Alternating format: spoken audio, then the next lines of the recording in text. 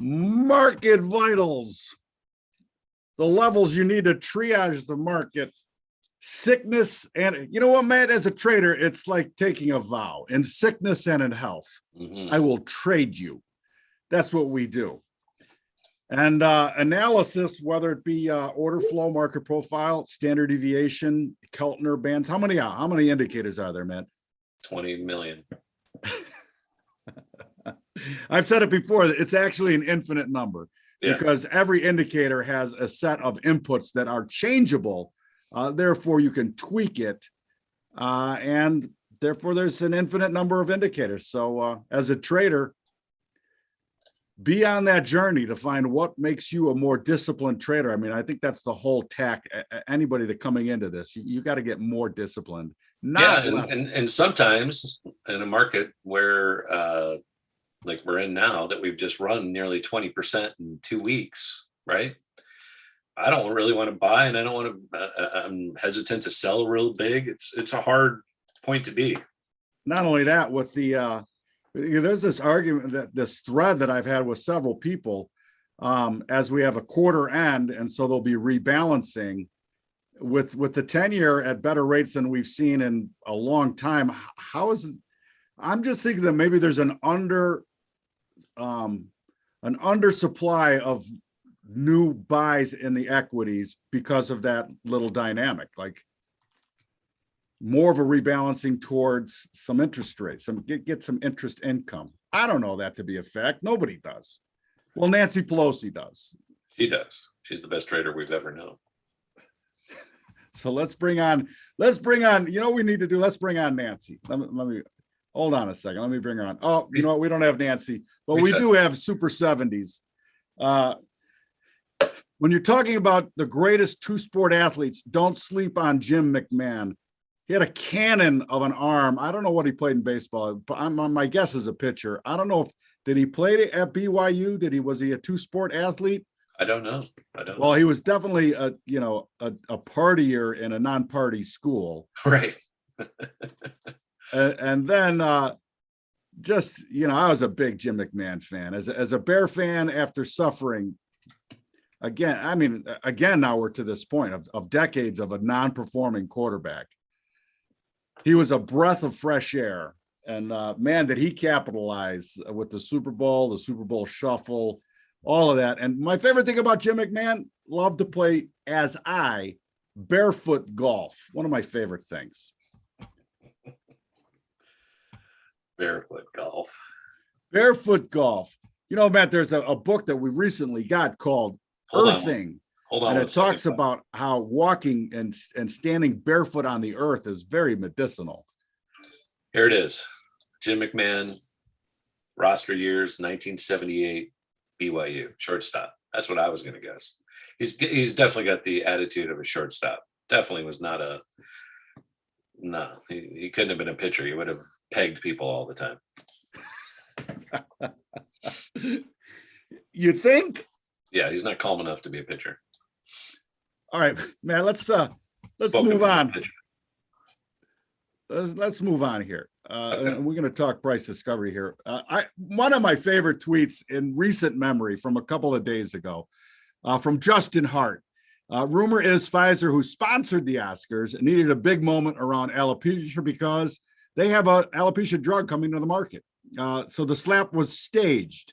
If I hadn't witnessed the absolute corruption of the pharma industry in the past 2 years, I'd think this was ridiculous. And again, we live in the age of ambiguity and the age of irony. He's like, but my favorite part is this Josh Elkins 92. Are we going to be forced to take the balding vaccine even if we have hair? Matt, you've been on the alopecia drug. It doesn't seem to be working. It's really not doing it. It's really not doing its job. I do not suggest it. I've been in the trial for the last 6 months. I didn't get COVID though, so maybe that helped me. Maybe my question is, I have a beautiful head of hair. Sometimes when I let it fly, I get hit on by guys. I mean, it's happened. Just the hair. Guys or women dressed up as guys? Well, this is a confusing world. We really don't know. Really, I identify as a lesbian, to be perfectly honest with you. But that's a whole nother story about forward. Plus, you are clearly not a biologist. Well, I am a botanist, though. Matt, let's look at the Pfizer chart, because we had an interesting conversation about, you know what I think is great about this chart, especially the long term, like the monthly, because this is how markets are supposed to work. Pfizer, is that the monthly? No, this is a 30-minute. I like it because it's starting very short. Again, though, this is going up and down. This is a year-long chart. This is a year-long chart. And the last move down to the last move to the 61.8, we sold off again. 55. So it's going to have to recapture 55 for me to be bullish again. Otherwise, stay to the short side. We're at 52. Sell all rallies.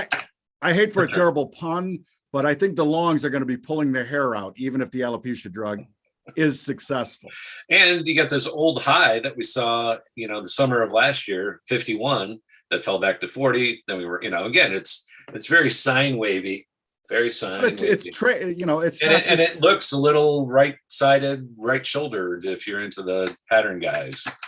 And point of control, still going back to COVID days, is around 36. It'll trade there again. All right, let me bring it out. Let me bring up the monthly and a standard deviation looking chart, because I wanted to talk about,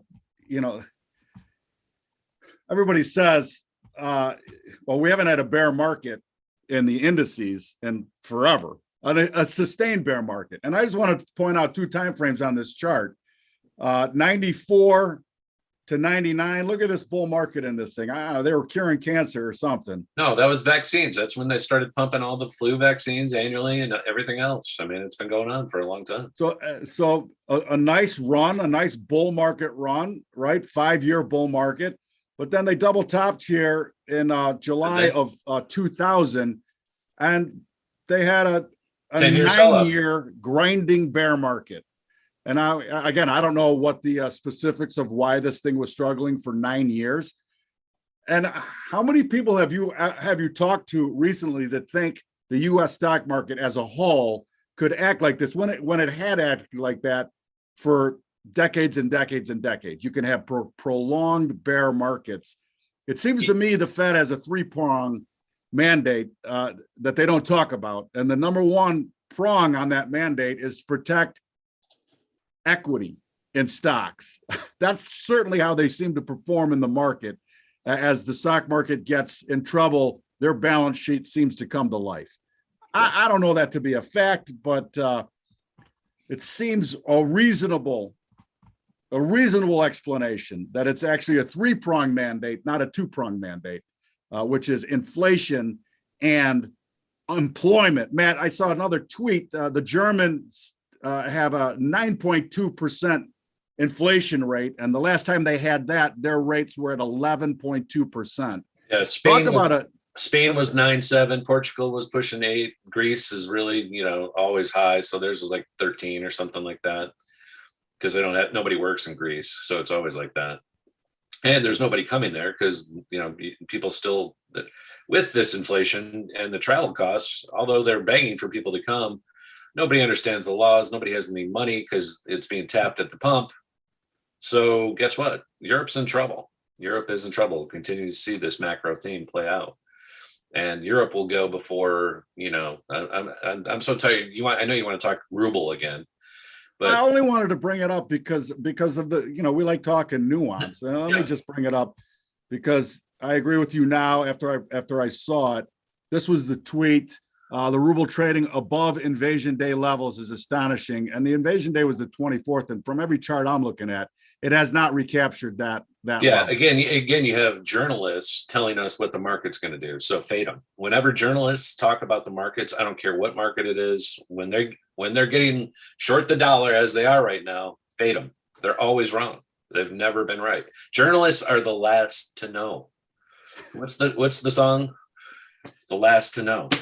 That's the journalists. They're never. You think they're picking it up and calling USA Today? Hey, we are thinking about buying. I don't think that. I do think that even if this is a little bit misleading as it hasn't recaptured those levels, the simple fact that it's up 40% from the lows, but tells down, me again, but and we've down been saying 40, this, but down 40 from early February. So yeah, we've been saying this though, that there seems to be some sort of resolution. well, they just, I mean, on that type of that reaction is such a, the ruble is such a thin forex, pair. It's thin. It's not widely traded. So there's there's a lot of ways you can get around it. And I mean, Germany's already negotiating to pay in rubles, maybe kind of, but then Russia says, we can't take your money yet. We don't know how to do it. So we'll still need dollars. I mean, that's where we are. So it's a lot of this. And I'm show me, like, I still say this, Bob, actions over words, actions over words. Price is the action. Words is just words. If nothing happens on the words from, in the price and the action, then it's just words. It's just dust in the wind, Kansas. All right, Matt. So speaking of price, let's look at the beans, because that is a shaker and a mover that would maybe indicate, again, like we've said, that some sort of. We talked about this coming in. I think when you look at crude and you look at beans and all the grains, let's just look at all the grains because we haven't touched on them a little bit, and we'll look at the longer term chart, and also we'll also touch on maybe the interest rates on the bonds, because the bonds look like they may have found a little interim bottom, I would be willing to say. But here is corn, and corn, again, these are 89-minute charts, so they're just kind of chopping up in here, right? They're spending a lot of time. This is early March all the way out to here, and we're trading right here at 746, up a little bit again today in corn, but way off the highs that they made today. Well, 746 versus 783, 5-6%, today from that spike high. Beans, huge sell-off just happened just like before we came on. We were talking, I'll show you in the chart. 1736 was the high. We were in balance this morning, and we fell out back to a new low. So this is a new 20-day low, which is not a good sign for beans. Beans are not bullish today on the short-term charts. They are not bullish. And if we are to look at the wheat chart, Bob, we've already talked about it. I think wheat broke a while ago, and it's the same thing. Like it went almost to 14 and hit a new low here of where was it? Just yesterday, 2 days ago. So they're all going lower. It did go below 10. So, this whole thing is, if we get a bounce up to here, maybe, but this does not look super favorable to the bulls right now. And we've talked about it for a while. There is a timeline. Mud season in Ukraine comes to an end. And guess what happens after mud season? You get into fields and you plant them. And then we talked about the bonds. If the bonds can kind of close over 150.09, right, then you got this huge gap in here and should run to test which number again? The one 152. 152. So that's the next level. And now, am I saying we're going back to 190 in the bonds? No, I'm not saying.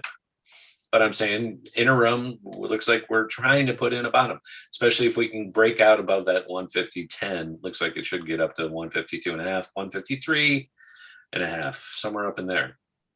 So that's looking bullish to me right now. And all those things, adding, look at crude, let's stop blaming crude on let's look at the real numbers. For people that don't understand charts, Biden had nothing to do with gas at the pumps being where it is. It was already there before this noise started. So it's almost like, oh, look over here. But, here's what's going on. The oil is back down to 102, traded down to 93, did the reactive bounce right to the 61.8. We talked about that already, right back to 116 and rolled back over below 100 again. And this is right where we were. This February 15th, we were at $96 before a solid week before this started. So I'll give you the high price there. Okay. That was where we were, and we're above that still. So we're right back, interestingly enough, this is where we are. We're right back to where all this stuff started in oil, not necessarily in grains, but I think we'll get there in grains. Bonds are bouncing. Equities have already had a huge 20% rally. in most names. Now we need the next news event. And I think the next news event, as far as I can tell right now, is earnings. And this is going to be the first earnings with everyone finally saying that inflation's not transitory, because it's been going on for about 1.5 years now. So, and you're also starting to see an increase in inventory and housing, which is something we've talked about. And I think that's important to notice. Like, housing has been decreasing, and I think that's finally bottomed. So housing inventory has bottomed, and we're starting to have more offers, or more houses on the market, and the prices are high. The buyers, will see, do they show up, do they keep paying? In certain towns like where we live, maybe, but again, I'm not a big believer that that's not going to save the day. The prices are too high. The prices don't reflect wages in this country. To your $500,000, what's the median wage now in this country, Bob? I don't know.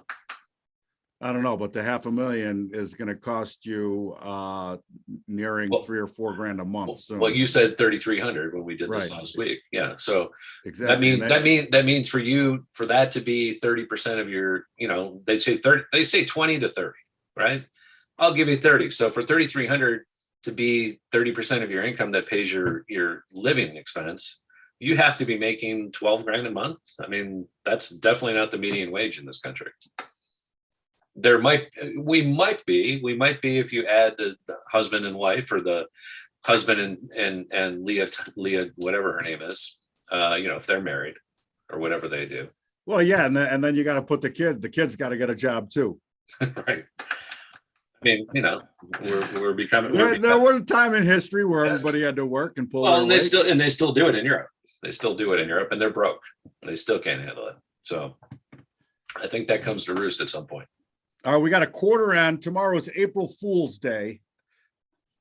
And it's going to be interesting to see how these flows work through the system. And again, unbelievable how we were talking 2 weeks ago about this bear market, and how, if we ended the quarter and the month 2 weeks ago, how different those charts look. I mean, it's staggering, the kick save that has happened here. And do we have jobs tomorrow, or did they move them to the 8th? I never know on April Fools. Like, what are we doing? We usually don't do jobs on the 1st. I think we do, though. I think tomorrow we have the unemployment tomorrow morning. So maybe that's the event that was like, whoa. But, it seems like they're still rehiring people at lower wages around the country. So I don't really see that being a huge factor. But yeah, the jobs are tomorrow. So. All right, Matt. What was the last? Oh, yeah. Tip of the hat on the Bitcoin call. As again, it kind of led the way, and for sure it turned early on along with the equities. But good call on this bracket that Bitcoin has been in, and towards the top of the bracketology, Matt. We went from 37 low to 48 and 48.5 or so. It's a big move, Bob. It's a 25-30% move. Well, we should at least come back down to this level. I don't know, 44, which can happen in about 10 minutes. Like the ruble getting crushed today. Right. It's very thin. The pet rocks, they fall fast, just like they did today. Look at that test up there, and wham.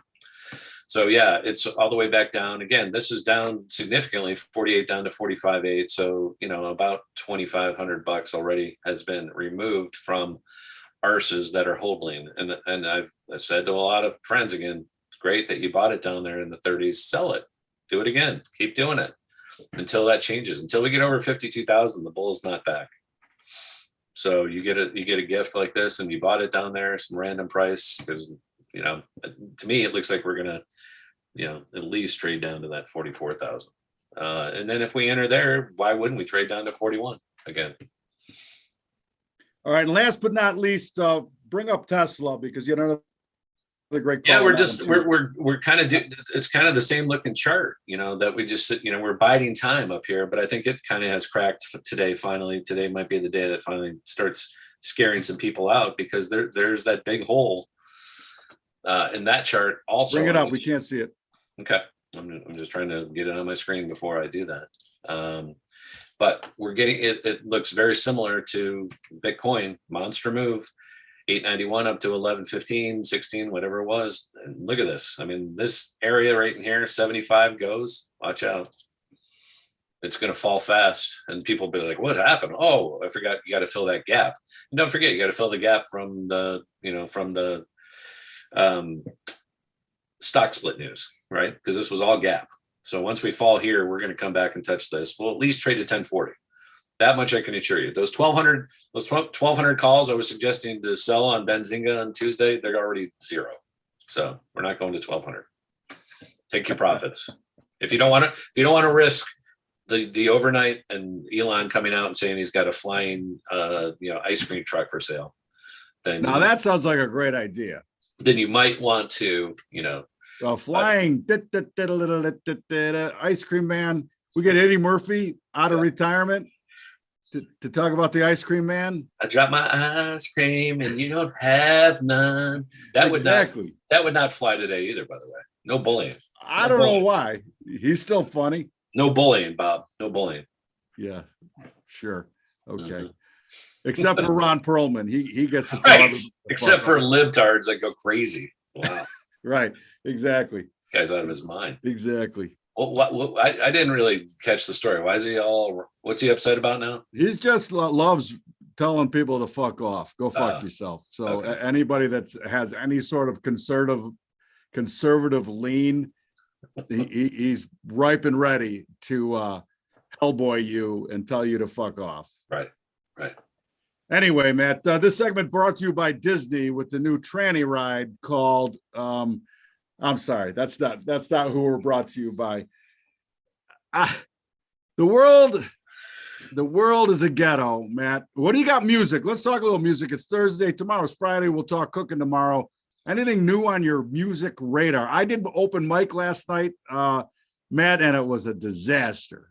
It's because you didn't have me singing backup. I broke a leg. They say when you go on stage to break a leg. Yeah, I actually did break the leg. Who do you got? What do you got? Music. I really don't. I've been this week. I've been pretty. Maybe that's what I need. A little joy in my life from. I hear it. Go pull up your Spotify. Some new music. And pull up the Island. What is it? Island. I mean, the last time I looked at it, we were doing Sticks last week, so I haven't even looked at it in a while. Hold on a second. Island Vibes. I like that playlist. Island Vibes on Spotify. This segment not brought to you by Island Vibes on Spotify. Joe Rogan saying that if they must be pressuring him because he came out and said if it keeps up, he's leaving. He's leaving Spotify. If they keep up the woke bullshit on him. Bob, I'm going to go with, I did listen to this over last weekend, and I'm going to go with a new Maren Morris album. I like her a lot, and check out number 4. You can't go wrong with song 4 always. So Humble Quest, excuse me. All right, Matt, Lee just said he went and saw Buddy Guy last night. Lee, quick question. How was the drunk? Was Buddy drunk? Because I, to be perfectly honest, I have left at least a half a dozen Buddy Guy shows because he was too drunk. I'm not. Now, nothing. The guy's had a great run, a great career. He's got a great blues bar in Chicago. But he was the original. Talk about Rogan talking for 3 hours. He was the original post up for the whole month of January. He played every night in Chicago at his club, and they became legendary. But he, like me, likes to imbibe a little bit, and sometimes that's not great for your musical talent. Lee said he was sober. A much different performance. We didn't ask if Lee was sober. We asked if Buddy Guy was sober. Maren Morris, Humble Quest. Get her new album. It's out. It's very good. Very good. I never heard of her. Yeah, Maren Morris. Maren Morris. Beautiful. There you go. I knew you'd have something. Matt always has something in the music department. He was being rationed though, and thank you, Lee. Lee had fill in the blank number of beers. We're going to conduct the poll at marketvitals.io, where you should join us. Join a trading community. Our motto in the pit, Matt, was don't piss down my back and tell me it's raining. And that's sort of the motto that we've taken at marketvitals.io. You don't need a cheerleader. I'm telling you right now, to become a better trader, you don't need a cheerleader. You need somebody that will continually pester you about your risk. How do you define it, and how are you sticking to it? And not only that, Matt, I thought about this the other day too. It's not just that, because the great traders also find ways to let their winners breathe and run and capture. You know, Bob, I want to show one more chart. Airbnb had a huge rally there at the end of the, that I sold, and it went all the way down here to 130. It was a great trade.